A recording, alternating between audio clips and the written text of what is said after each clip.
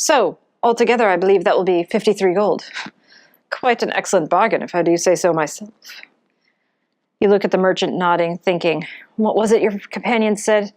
53. 53 for all this. That seems good, right? Right? No. Wasn't it 40? No more than 40. You feel panic starting to grip you as the numbers kind of go slippery in your mind. You can't really think about what it was you were supposed to do. The merchant's still looking at you. You decide to nod and hand over the gold, hoping you're not getting swindled yet again. Hi there, I'm Dr. Megan Connell, and this is Psychology at the Table. This is part of our continuing series where we're going to be talking about learning problems. In this episode, we're going to talk about problems related to math. Now, D&D has a lot of math in it. Luckily, in the 5th edition, we don't need to do geometry or algebra to calculate damage when we're in combat, but there's still a lot of basic math. And you can be rolling 6, 10, 12 D6s all at once and needing to add those up. Even if you don't have problems with math, that can feel overwhelming and daunting.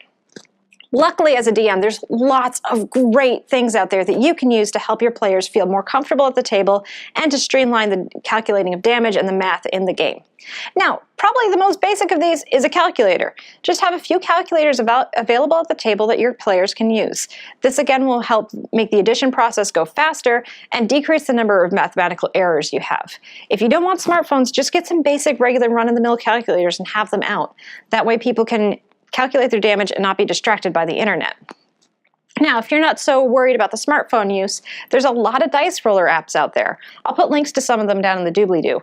But you can use a dice roller app that's just going to roll up all your dice for you and automatically tally the damage. Now, we miss out on rolling our favorite dice, which kind of stinks, but again, it saves us time and it decreases the anxiety related to math for some.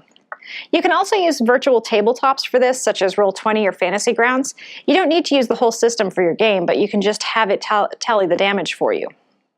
And again, I'll put links to these down in the doobly-doo.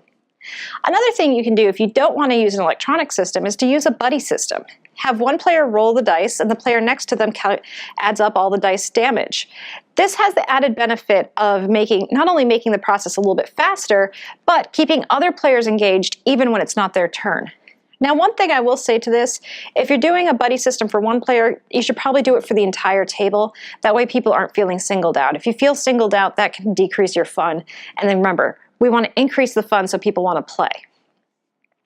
If people have a hard time keeping track of consumable items such as bolts or arrows or even spell slots, sorcery points, druid wild shape forms, there's some really great solutions that you can do. One thing that I found for spell slots through Reddit was these tokens that you print out that have little dots on them to indicate the spell slot. So 1 dot for level 1, 2 dots for level 2, and so on.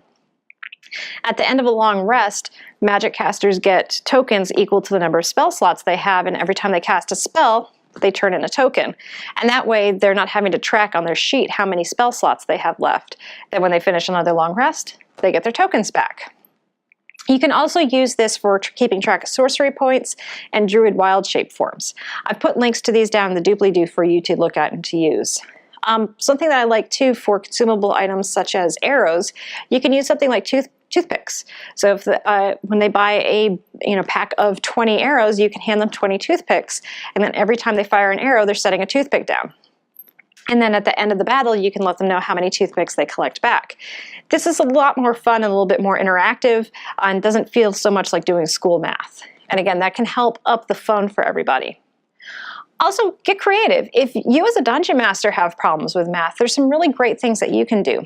One thing that I like is, rather than having everybody roll for initiative, just get cards with all the characters' names on them, and then cards that represent the bad guys, and then just shuffle them up, deal them out, and that's the order you're going in for combat. It really can decrease the time it takes to get started when you say roll for initiative. Another thing you can do is just to streamline combat again, don't roll damage. Just say, anytime you hit with this axe, it does 8 points of damage. Anytime with this dagger, it does 4.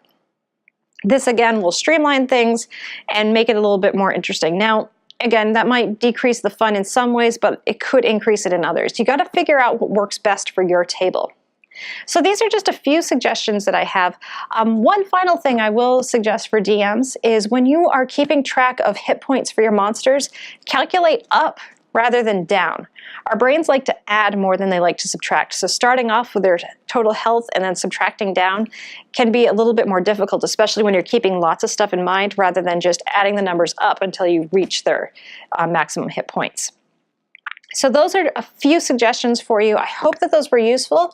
If you have other suggestions of things that you can do to help people who struggle with math, please leave comments below. And as always, let's make space at the table for everyone.